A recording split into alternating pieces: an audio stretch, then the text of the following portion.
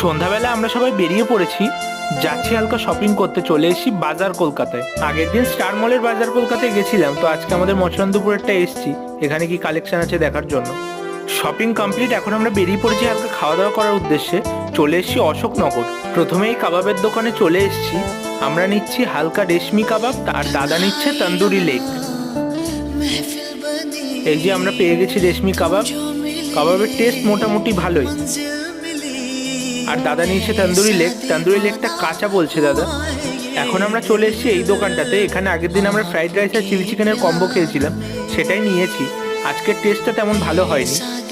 তারপরে বৌমনি এখানে খাচ্ছে সুজির ফুচকা, আর মা খাচ্ছে দই বড়া। চলে এসেছি সেই আলুর দমের দোকানে, যেখান থেকে আমরা আলুর দম খাই। দাদা আর বৌমনি এখান থেকে আলুর দম ট্রাই করছে। যাই হোক, আমাদের হালকা খাওয়া দাওয়া কমপ্লিট। এখন আমরা হালকা ঘুরি। টাটা।